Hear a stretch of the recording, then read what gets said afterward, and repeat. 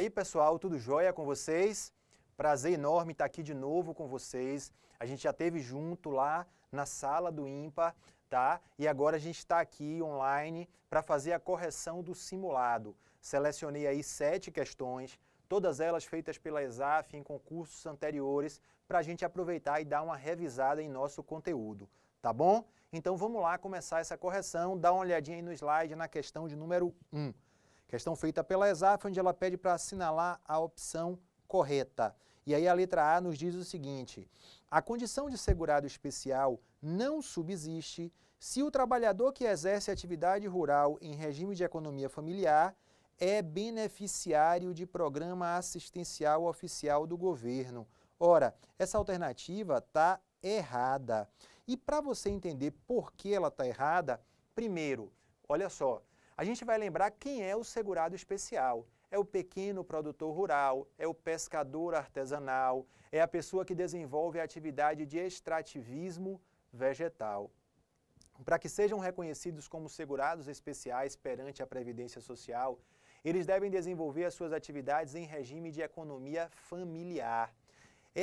Regime de economia familiar é aquele onde o trabalho dos membros da família é essencial para a manutenção das atividades, é essencial para a subsistência do grupo. Então, é exatamente por isso que, via de regra, o segurado especial ele não pode ter outra fonte de rendimento além daquela que ele obtém com a atividade rural. Essa é a regra. Mas a Lei 8.212, ela traz diversas situações excepcionais, diversas exceções a esta regra. E uma delas é aquela que nos diz o seguinte: olha, não vai perder o enquadramento como segurado especial aquele membro do grupo familiar que for beneficiário de algum tipo de programa assistencial do governo. Então, por exemplo, não é porque aquele membro do grupo familiar ele é beneficiário, por exemplo, do Bolsa Família, que isso vai levá-lo a perder o seu enquadramento como segurado especial perante a Previdência Social. Tá certo? Essa é uma situação que está prevista lá no artigo 12, mais ou menos ali na altura do parágrafo 8º, artigo 12, parágrafo 8º da Lei 8.212 de 1991. Letra A, portanto, dá só uma olhada nela de novo. Letra A está errada por quê? Porque diz que não subsiste a condição de segurado especial, não subsiste se o trabalhador é beneficiário de programa assistencial oficial do governo, o que está errado, porque a lei expressamente prevê que o fato de ser beneficiário não vai fazer com que o segurado perca o seu enquadramento como segurado especial. Vamos dar uma olhadinha aí na letra B de bola. A jurisprudência do Superior Tribunal de Justiça considera que é ilegal a retenção de 11% sobre os valores brutos das faturas dos contratos de prestação de serviço pelas empresas tomadoras, uma vez que a Lei 9.711 de 98 acabou criando novo tributo sem atender aos ditames legais e constitucionais. Veja, é uma questão feita pela ESAF no concurso da Procuradoria-Geral da Fazenda Nacional. Essa prova aconteceu aí há pouco mais de um mês.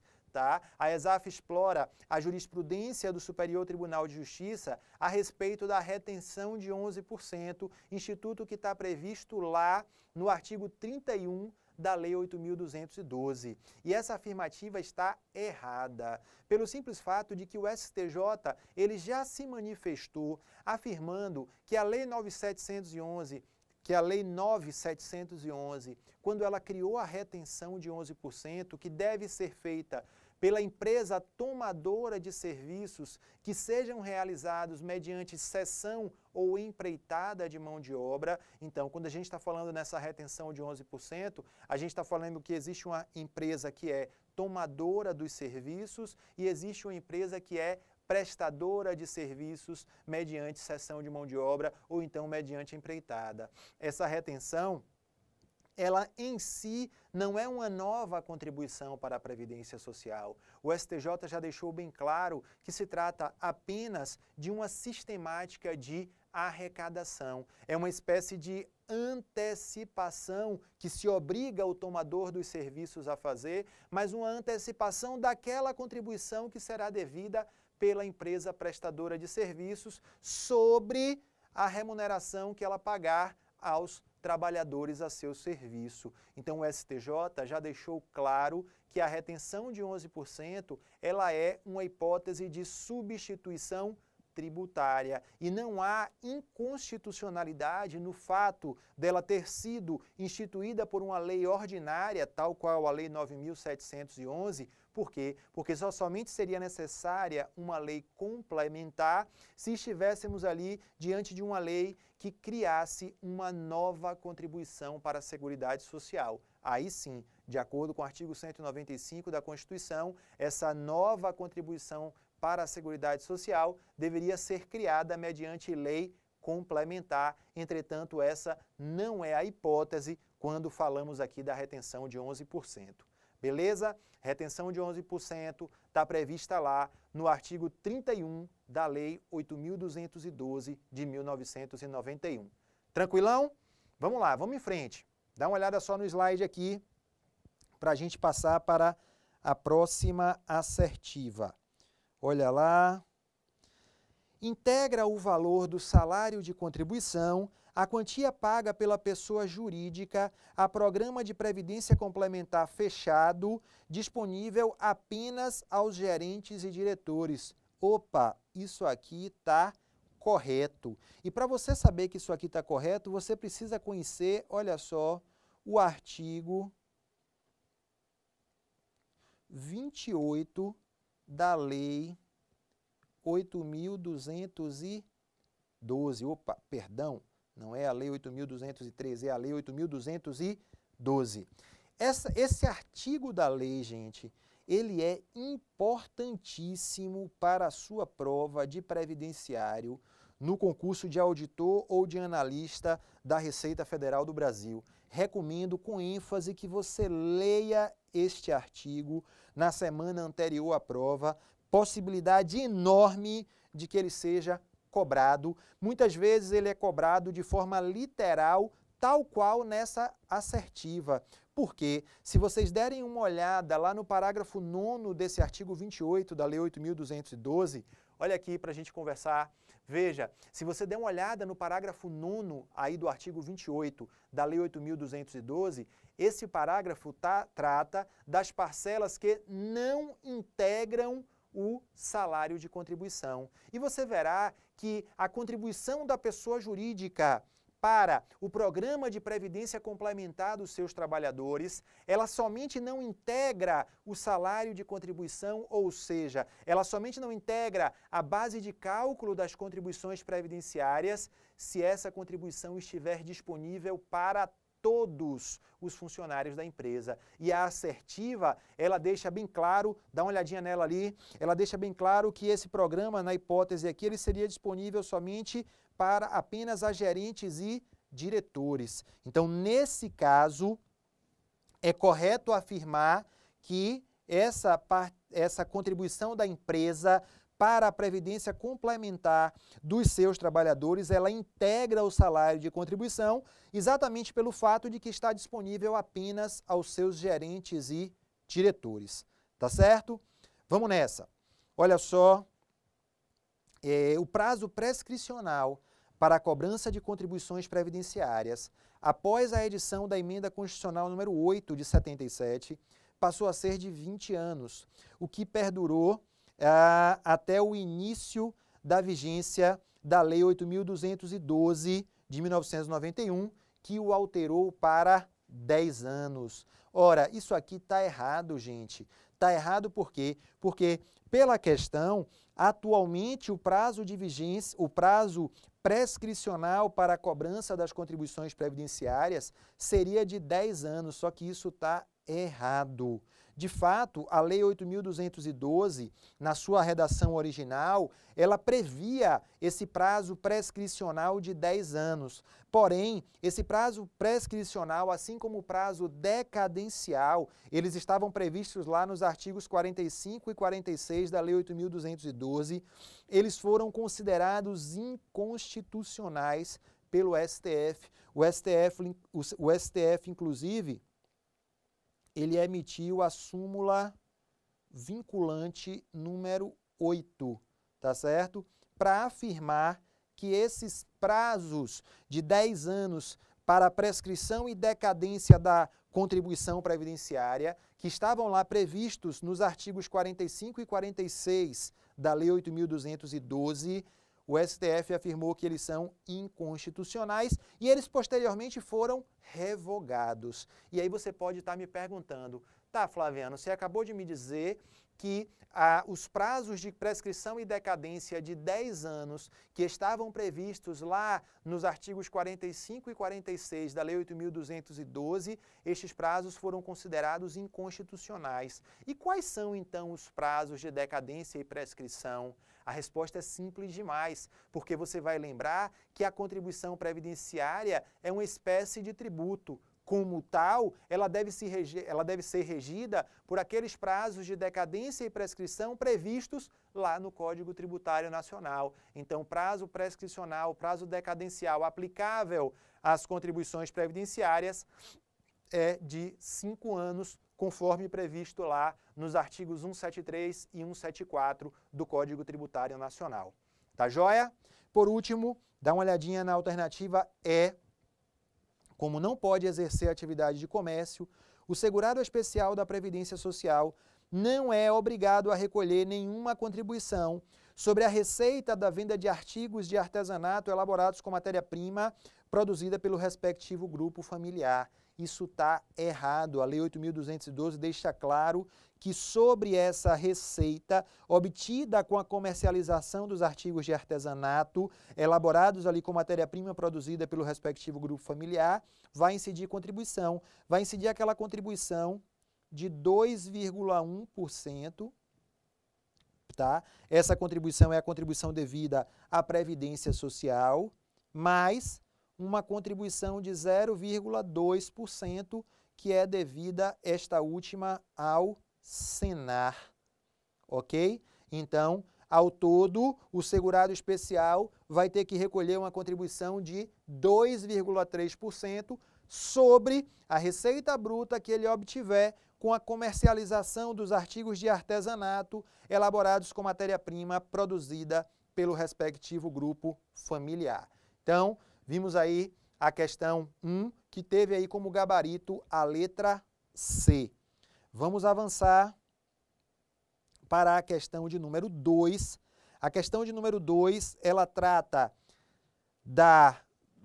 de um tema que é o salário de contribuição, muito explorado nas provas, artigo 28 da Lei 8.212, e aí, olha só, ele quer saber o seguinte: segundo a legislação e a jurisprudência dos tribunais superiores, integra o salário de contribuição o auxílio creche, o aviso prévio indenizado, o vale transporte pago em pecúnia, a verba paga a título de incentivo à demissão, a verba paga pelo empregador ao pai nos primeiros 5 dias após o nascimento do filho, chamado salário paternidade. Vamos lá, a alternativa correta é a letra E. Observe que a licença paternidade, ela não é um benefício previdenciário, ela é um benefício de ordem trabalhista, tá? E integra a base de cálculo das contribuições previdenciárias. Quanto aos demais itens, a gente precisa estar muito atento a cada um deles.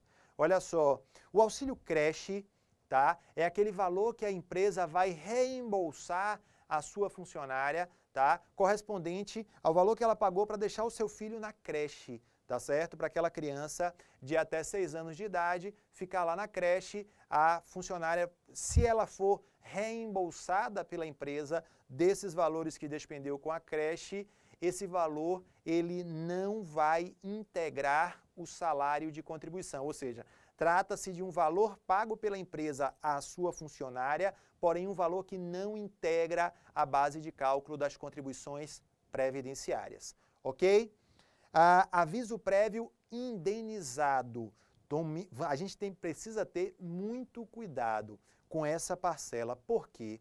Observe bem, vamos ao enunciado da questão. Olha lá o enunciado.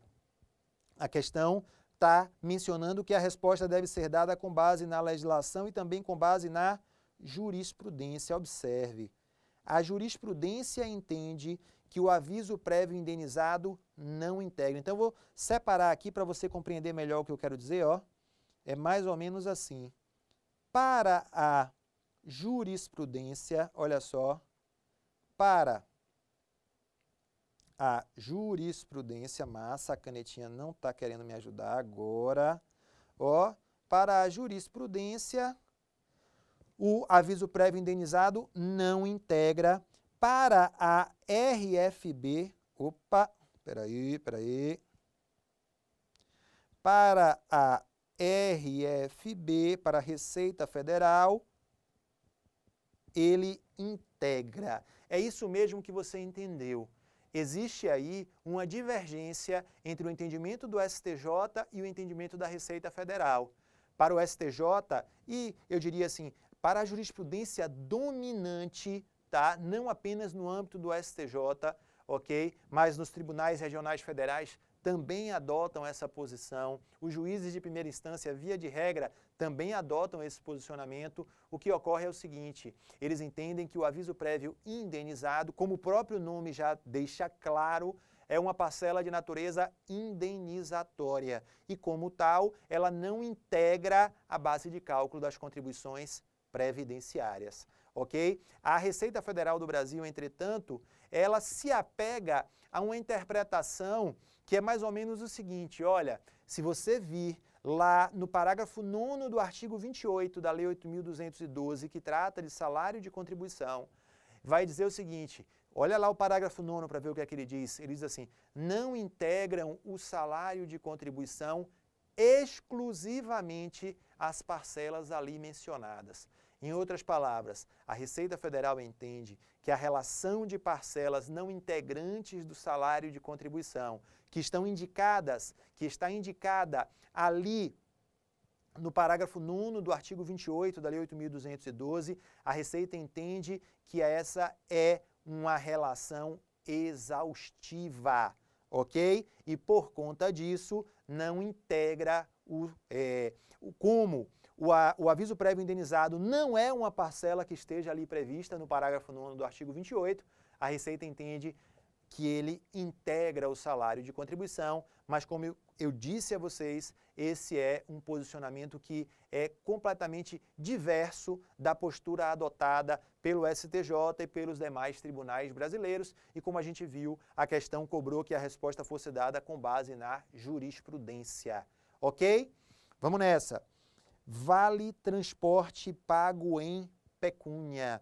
Esse aí a gente pode ficar tranquilo. Mesmo que a questão não mencione que a resposta deve ser dada com base na jurisprudência, você pode tranquilamente marcar que o aviso prévio pago em dinheiro, ele não integra o salário de contribuição, porque esse hoje já é o entendimento da Receita Federal do Brasil. Tranquilo, tá certo? Mesmo que você olhe lá na Lei 8.212, lá no parágrafo 9º do artigo 28, você vai me dizer assim, mas espera aí, Flaviano, aqui está dito que o Vale Transporte não integra desde que ele seja pago de acordo com a legislação específica.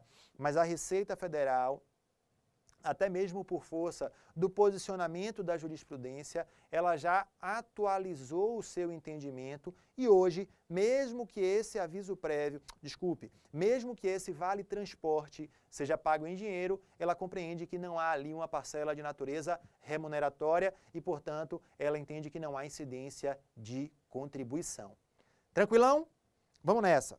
E, por fim, letra D, a verba paga a título de incentivo à demissão. É aquela verba que está lá prevista naqueles programas de demissão voluntária, onde normalmente o trabalhador ele recebe um prêmio, né, uma espécie de prêmio, um determinado valor para cada ano de trabalho que ele tem na empresa, ele recebe um valor para quê? Para que ele peça o desligamento da empresa. Isso é uma parcela, observe, ele vai receber não como contraprestação pelo seu trabalho, mas como contraprestação pela sua decisão de pedir o desligamento da empresa. Tranquilão? Então, gente, questão de número 2, tá? Tranquila, ficou aí como gabarito a letra E. Considero aí uma questão fácil que não trouxe aí maiores dificuldades na sua resolução. Vamos avançar para a questão de número 3. Questão de número 3, dá só uma olhada. Sobre o financiamento da Seguridade Social, assinale a opção incorreta. Observe bem que ele está pedindo a alternativa incorreta. É isso? Então, vamos lá, ó, incorreta. Aí a letra A vem dizendo o seguinte: a sociedade financia a Seguridade Social de forma indireta, entre outras formas, por meio das contribuições para a Seguridade Social incidentes sobre a folha de salário. Ora, meus amigos, claro que isso aqui está incorreto. O gabarito da questão é a letra A. Para você entender isso, vamos nessa. Vamos estar atentos à redação do caput do artigo 195 da Constituição. Lá está dito o seguinte: como é que a sociedade financia a Seguridade Social? De duas formas, de forma direta e de forma indireta. Vou começar pelo financiamento indireto. Como é que ele é feito? Por meio de recursos do orçamento da União, dos Estados, do Distrito Federal e dos municípios. Ok, esse é o financiamento indireto. Mas e o financiamento direto? O financiamento direto é feito pelo recolhimento de contribuições para a Seguridade Social. Contribuições essas que estão relacionadas ali no próprio artigo 195, nos incisos do artigo 195 da Constituição. Então, nós temos contribuições devidas pelo empregador, empresa ou entidade a ela equiparada, incidentes sobre folha de salários e demais rendimentos, sobre faturamento ou receita, sobre lucro. Temos contribuições devidas à Seguridade Social pelos trabalhadores. Temos contribuições devidas à Seguridade Social pelos importadores, contribuições incidentes sobre as receitas de concurso de prognóstico. E o que é que caracteriza essas contribuições de Seguridade Social? É a chamada vinculação do produto da sua arrecadação. Em outras palavras, aqueles valores que a União arrecada com as contribuições de Seguridade Social, ela somente pode aplicar na própria Seguridade Social. E é exatamente por isso, tá, que se entende que essa é a forma de financiamento direta. Tranquilo? Vamos avançando. Olha aí a letra B. O financiamento da Seguridade Social por toda a sociedade revela, entre outros, o seu caráter solidário. Isso é verdadeiro. Nós sabemos que um dos princípios que norteia a Seguridade Social brasileira é o princípio da solidariedade, que está previsto lá no artigo 3º da Constituição, quando a Constituição menciona que um dos objetivos da República Federativa do Brasil é a construção de uma sociedade livre, justa e solidária. Na Seguridade Social, essa solidariedade se mostra de que forma?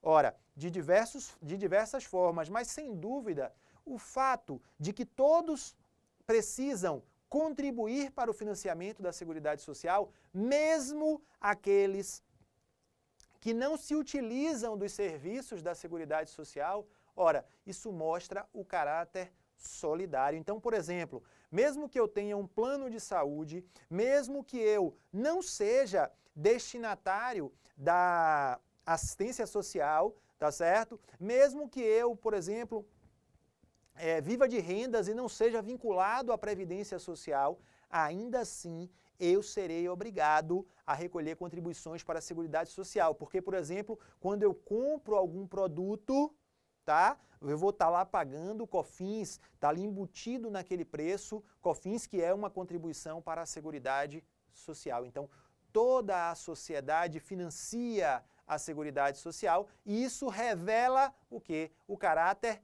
solidário dessa Seguridade Social. A alternativa B, portanto, está correta. Vamos lá para a alternativa C. Dá só uma olhada. A Seguridade Social conta com orçamento próprio que não se confunde com o orçamento fiscal verdadeiro. Você pode ver isso lá no artigo 165 da Constituição. A Constituição prevê o orçamento fiscal, o orçamento da Seguridade Social e o orçamento de investimento das empresas estatais, tranquilão. Vamos lá. Alternativa D, olha só, o custeio da Seguridade Social também ocorre por meio de imposições tributárias não vinculadas previamente a tal finalidade. Verdadeiro. Como a gente viu, a gente tem o financiamento direto, que é feito por meio das contribuições de Seguridade Social, que se destinam exatamente ao financiamento da Seguridade Social, porém nós temos também o financiamento indireto, que é feito com recursos do orçamento da União, dos Estados, do Distrito Federal e dos municípios. Ora, quais são as receitas que vão compor esse orçamento?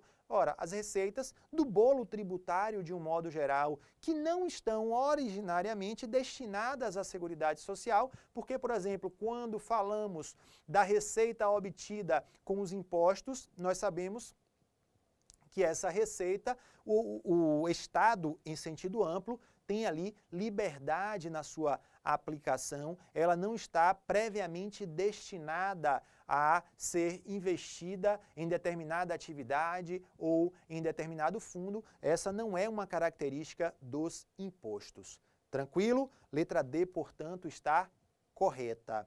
E a letra E, olha só, o financiamento da Seguridade Social também pode ensejar a instituição pela União no exercício de sua competência residual de contribuição específica. Isso é verdadeiro, porque a União ela tem a competência residual tanto em matéria de impostos quanto em matéria de contribuições para a Seguridade Social. Lembrando que para a União instituir novas contribuições de Seguridade Social, diversas daquelas que estão previstas lá nos incisos do artigo 195, observe, a União vai ter que fazer isso por meio de lei complementar, a União vai ter que fazer isso criando uma contribuição não cumulativa e a União vai ter que fazer isso criando uma contribuição cujo fato gerador e base de cálculo sejam diferentes das demais contribuições já existentes. Então, para criar uma nova contribuição, quais são os requisitos? A competência residual pertence à União, que para exercê-la deve fazê-lo por meio de lei complementar, criando uma contribuição que seja não cumulativa, cujo fato gerador e base de cálculo sejam distintos das demais contribuições já previstas no texto constitucional. Beleza? Questão 3, portanto, a gente ficou aí como gabarito a letra A, a questão pedia a incorreta. Vamos lá para a questão de número 4. Olha só aí a questão de número 4. Mais uma vez o tema é o salário de contribuição. E aí você pode pensar, poxa, Flaviano carregou muito nesse tema. Veja, eu fiz isso porque eu tenho observado que esse tem sido um tema muito presente nas provas da ESAF. A ESAF tem explorado demais esse tema, então vamos lá, vamos resolver essa questão. Olha só, sobre as verbas que não integram o salário de contribuição, analise os itens a seguir, classificando-os como corretos ou incorretos, para, a seguir, assinalar a assertiva que corresponda à sua opção. Aí, vamos lá no item 1. A ajuda de custo em parcela única recebida, olha só, a ajuda de custo em parcela única recebida exclusivamente em decorrência de mudança de local de trabalho do empregado. Então, olha só, esse é um ponto, e esta é uma parcela que está lá expressamente prevista como uma parcela não integrante do salário de contribuição. Então, olha só, não integra. Porque você perceba que é uma parcela que não tem natureza remuneratória. Qual o objetivo dessa parcela? O objetivo é ressarcir o empregado das despesas que ele terá com a transferência do seu domicílio. A gente está falando daquele empregado que, por força do seu trabalho, ele foi obrigado, tá certo, a mudar de cidade. Então ele recebe uma ajuda de custo em parcela única, exatamente para quê? Para custear as despesas que ele vai ter com a transferência do seu domicílio. Beleza? Vamos nessa. A importância recebida a título de bolsa de complementação educacional de estagiário quando paga nos termos da Lei 6494. também é uma parcela que não integra. Porque, lembre-se, a gente viu isso lá nas nossas aulas, o estagiário, vamos lá, qual é o enquadramento previdenciário do estagiário? Ora, o estagiário que presta serviços à empresa de acordo com a lei do estágio, que era a lei 6494 que está mencionada aí, mas hoje passou a ser a lei 11.788, o que é que acontece? O estagiário que presta serviços de acordo com a lei, ele não é segurado obrigatório. Ele pode se inscrever na Previdência Social na condição de segurado facultativo. Então, gente, é claro que se o estagiário que presta serviços de acordo com a lei não é obrigatório, não é segurado obrigatório, a bolsa de complementação educacional que ele recebe, isso não vai ser considerado base de cálculo, isso não integra o salário de contribuição. Agora, obviamente, se eu estiver falando de um estagiário cuja prestação de serviços é feita em desacordo com a lei, ora, estamos diante de um segurado empregado e nessa hipótese a bolsa de complementação, ela seria base de cálculo para as contribuições previdenciárias. Ok? Bom, então, 1 e 2 não integram o salário de contribuição. Vamos lá. 3 vamos lá ver os demais. Olha só. Participação nos lucros ou resultados da empresa, quando paga ou creditada de acordo e nos limites de lei específica, não integra, ok? A lei que trata desse tema é a Lei 10.101. Se a participação nos lucros foi paga de acordo com as regras desta lei, não há incidência de contribuição previdenciária. O abono do PIS e o abono do PASEP também são parcelas não integrantes do salário de contribuição, tá certo? Está expressamente lá previsto na Lei 8.212, parágrafo 9º do artigo 28. Essa questão ela foi toda literal. Se você der uma lida nesse parágrafo, nesse artigo, na semana da prova, com certeza essa questão você não errava. Vamos nessa. Olha aí a quinta. A importância paga ao empregado a título de complementação ao valor do auxílio-doença, desde que este direito seja extensivo aos demais empregados da empresa, também é uma parcela que não integra o salário de contribuição. Observe que a gente está falando de uma complementação do auxílio-doença. O que é o auxílio-doença? É o benefício devido pela Previdência Social para aquele trabalhador que está temporariamente incapacitado de exercer suas atividades. Bem, o benefício previdenciário nem sempre vai corresponder à totalidade da remuneração recebida pelo trabalhador enquanto ele estava em atividade. Essa diferença ela é normal, ela vai acontecer praticamente em todas as situações. Pois bem, o que é que a lei vem e diz? A empresa ela não é obrigada a complementar essa diferença, ou seja, ela não é obrigada a pagar ao empregado essa complementação. Entretanto, se o fizer, ou seja, se ela pagar essa complementação, esta parcela somente será considerada uma parcela não integrante da base de cálculo das contribuições previdenciárias, caso seja disponibilizada a todos os trabalhadores. Então, se a empresa se disponibilizar a complementar o auxílio-doença de todos os trabalhadores, ótimo, não há problema. Essa seria uma parcela que não integraria a base de cálculo. Caso contrário, aí sim haveria a incidência de contribuição sobre a complementação do auxílio-doença. Tranquilo? Então, como vimos, as cinco assertivas são parcelas que não integram o salário de contribuição, exatamente por essa razão o gabarito está aqui na letra E. Ok? Vamos em frente, vamos lá para a questão de número 5. Nos termos da legislação previdenciária em vigor, constituem obrigações da empresa, exceto. Então, o que ele quer saber é, dentre as alternativas que ele vai mencionar, o que é que não constitui uma obrigação da empresa? Então, olha aí a letra A.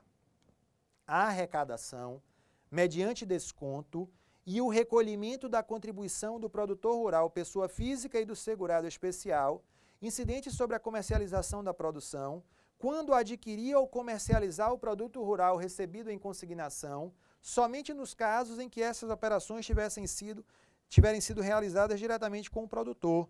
Ora, isso aqui, gente, está errado. Olha só, está errado por quê? Porque a Lei 8.212, ela diz expressamente o seguinte, olhe, a empresa, ela é obrigada a descontar a contribuição devida pelo produtor rural pessoa física ou pelo segurado especial, tanto na hipótese da comercialização direta com o produtor, como também na hipótese da comercialização com um intermediário, olha só, com um intermediário pessoa física. Então veja, tanto na hipótese em que a empresa adquire o produto rural diretamente do segurado especial ou diretamente do produtor rural, quanto na hipótese em que a empresa, então, ela adquiriu direto do produtor rural ou do segurado especial, ou então ela adquiriu de um intermediário, mas de um intermediário pessoa física. Nos dois casos, o que é que a empresa que está adquirindo essa produção rural tem que fazer? Tem que descontar a contribuição previdenciária devida lá pelo produtor rural, pessoa física, lá pelo segurado especial. Que contribuição é essa? É aquele 2,1% que é a contribuição previdenciária, mais o 0,2% que é a contribuição para o Serviço Nacional de Aprendizagem Rural, Senar.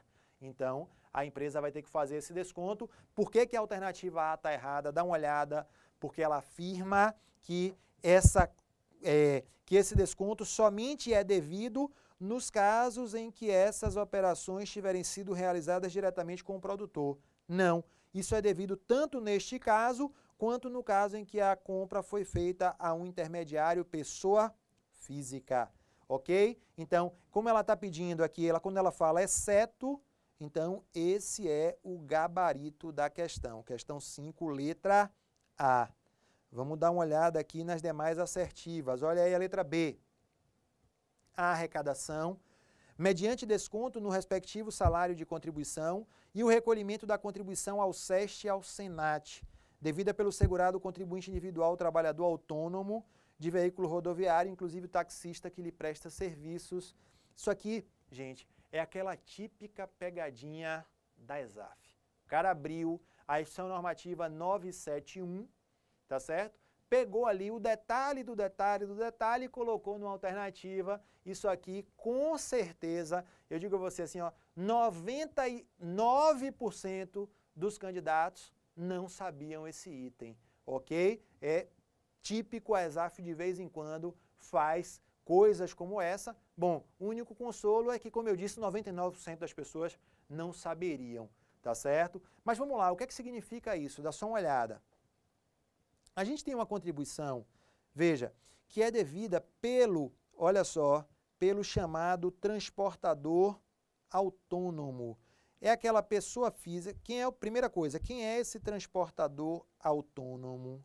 É uma pessoa física, tá certo? Que desenvolve a atividade de transporte, ok? E ele desenvolve essa atividade de transporte por conta própria, ok? Ou ele vai desenvolver essa atividade de transporte por conta própria, tá certo? Ou então ele pode também, tá certo?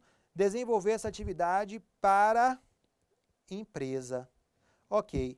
Quando ele trabalha para a empresa, o que é que acontece? A gente tem um contribuinte individual que está prestando serviço à empresa. O que é que a empresa vai fazer? A empresa vai descontar a contribuição previdenciária devida por esse trabalhador. A gente sabe que a empresa faz o desconto da contribuição previdenciária devida pelo contribuinte individual que lhe presta serviço. A alíquota é de 11% sobre o salário de contribuição desse contribuinte individual.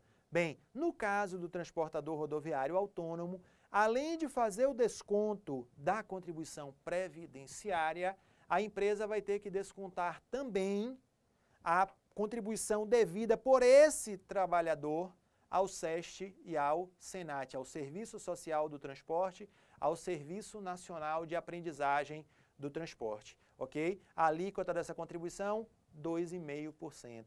Isso é relevante?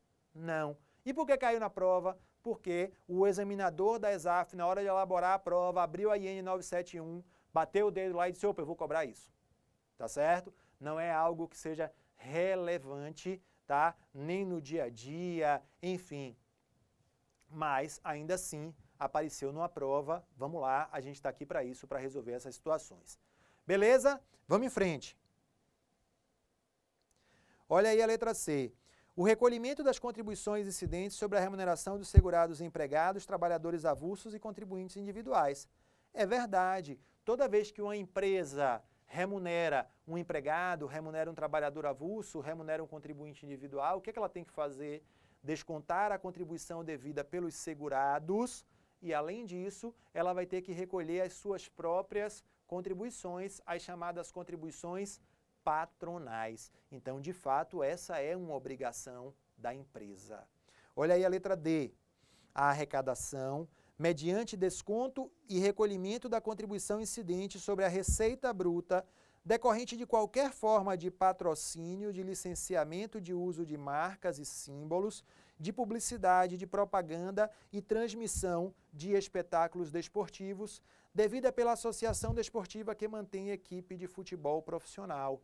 Também aqui, essa assertiva está correta.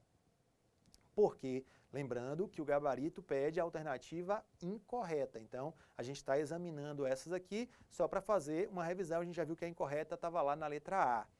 Bem, o que é que acontece? A gente sabe que a associação desportiva que mantém equipe de futebol profissional, como é que é a contribuição devida por ela? Ora, a contribuição incide sobre a receita obtida com a realização dos espetáculos esportivos, dos quais essa entidade participe, e a contribuição incide também sobre as receitas obtidas por essa associação com patrocínio, com licenciamento, com uso de marcas. O que é que acontece? No caso dessa contribuição sobre patrocínio, sobre licenciamento, sobre uso de marcas, sobre transmissão de espetáculos esportivos, bem, de quem é a responsabilidade pelo recolhimento da contribuição? É da empresa patrocinadora, é da empresa que está sendo licenciada para utilizar a marca da associação, é da empresa que está pagando para realizar a transmissão de espetáculos esportivos. Então, por exemplo, quando a Rede Globo paga a um time de futebol um determinado valor para ter o chamado direito de imagem, o direito de transmitir os espetáculos esportivos daquela associação, o que é que acontece? A Globo, na condição de empresa que está pagando a uma associação desportiva que mantém equipe de futebol profissional, o que é que a Globo tem que fazer? A Globo tem que recolher a contribuição previdenciária incidente devida pela associação. Então, o que é que a Globo faz? Ela vai descontar 5% do valor pago correspondente à contribuição devida à Previdência Social pela associação desportiva e ela vai recolher a Previdência Social no dia 20 do mês seguinte. Tá certo? Essa é a exigência que a lei faz para a empresa patrocinadora, para a empresa que está ali obtendo licenciamento para a exploração, tá certo? De produtos com a marca do clube ou para a empresa que está pagando para ter o direito de transmitir aqueles espetáculos esportivos. Vamos nessa. Letra D, portanto, está correta. Olha aí a letra E.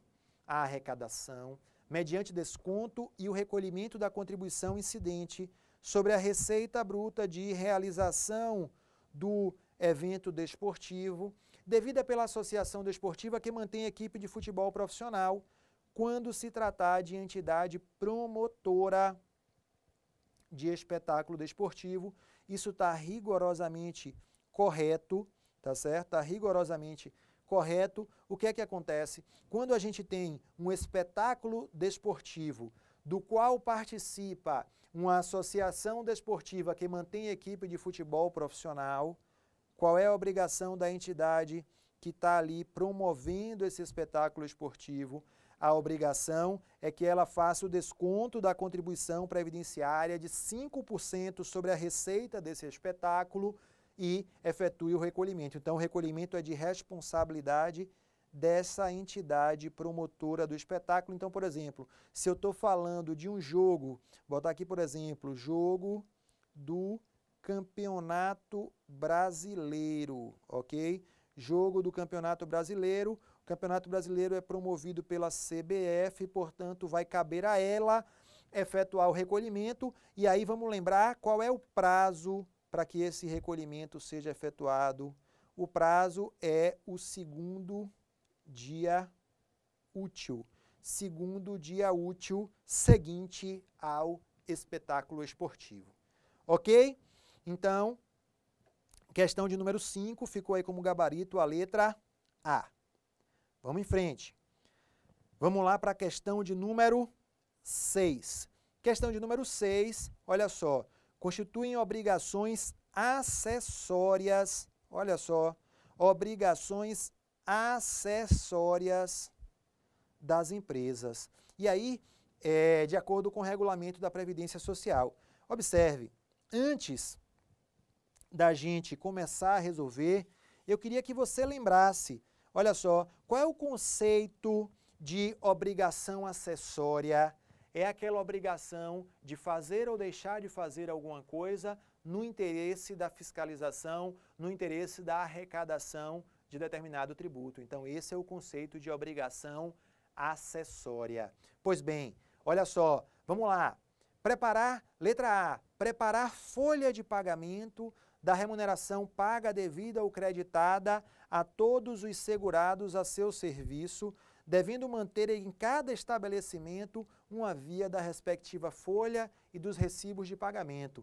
Isso aí está rigorosamente correto, tranquilo, é exatamente como está previsto. Lançar mensalmente em títulos próprios de sua contabilidade, de forma discriminada, os fatos geradores de todas as contribuições. Ok, isso também é exatamente como está previsto. Ah, Flaviano, isso está previsto onde? Dá uma olhadinha lá no artigo 32 da Lei 8.212. Então está lá, preparar a folha de pagamento, lançar mensalmente em títulos próprios de sua contabilidade, que mais?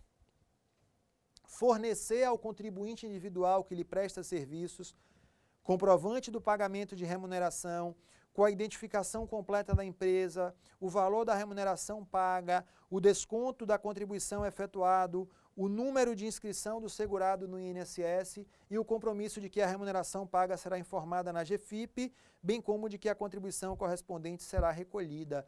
Verdade, não esqueça que quando um contribuinte individual presta serviço para uma empresa, cabe à empresa efetuar o desconto da contribuição devida pelo segurado contribuinte individual e, posteriormente, recolher à Previdência Social esse valor descontado. Ok, mas observe que o contribuinte individual, se a gente está falando de um empregado, tranquilo, porque o empregado tem a sua carteira de trabalho para comprovar o vínculo e para que ele possa tranquilamente ter o benefício dele no INSS numa boa. Agora, e no caso do contribuinte individual, daquela pessoa que prestou serviço à empresa, não tem com ela vínculo empregatício? A empresa vai descontar a contribuição e vai prestar todas as informações lá para o INSS. O contribuinte individual ele precisa ficar com um comprovante, que é exatamente esse comprovante que está sendo mencionado aí na assertiva C.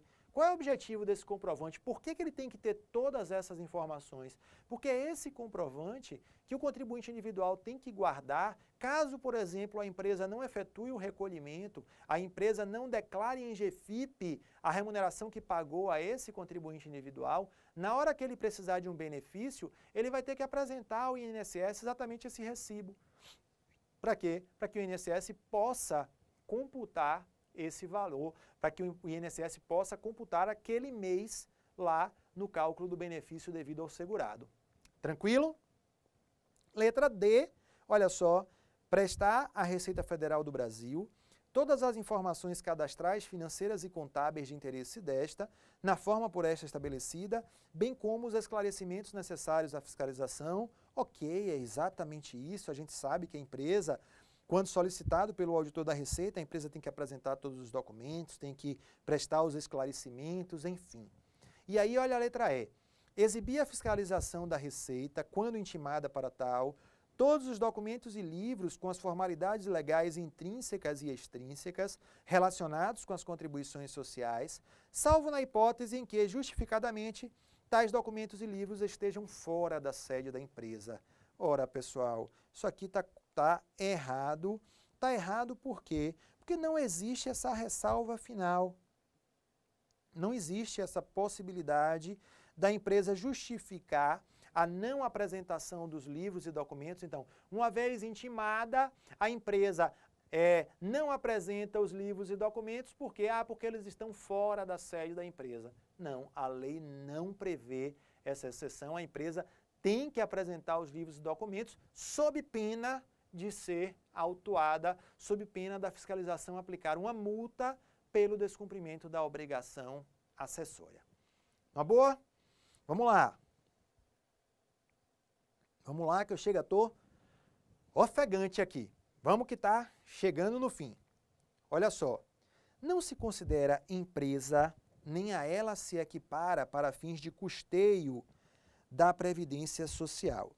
Para responder essa questão, gente, a gente vai, olha só, a gente vai ter que recorrer ao artigo 15, olha só, ao artigo 15 da Lei 8.212, tá certo?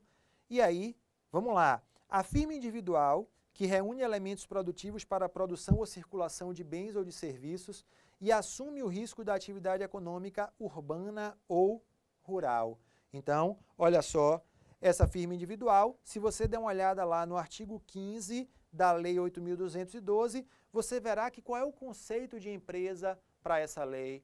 O conceito de empresa é o quê? O conceito de empresa é exatamente esse. Firma individual ou sociedade que assume o risco de atividade econômica com fins lucrativos ou não, tá certo? Então, essa atividade econômica pode ser de natureza urbana ou rural.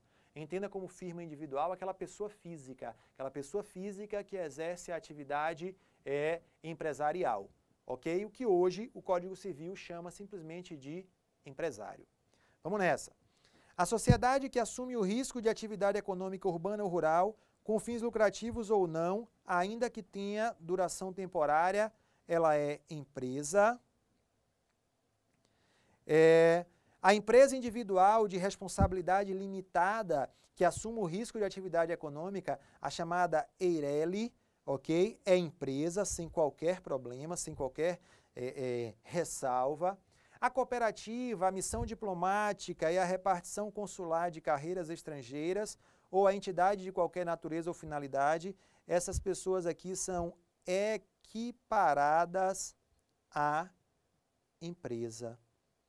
E aí vem a letra E, e a letra E nos diz o seguinte: aquele que admite empregado a seu serviço mediante remuneração, sem finalidade lucrativa, no âmbito residencial de diretor de empresa. Veja, o gabarito foi a letra E, considero essa uma questão bem mal formulada, mas veja, tá tranquilo, né? Porque esse cara, na verdade, é o quê?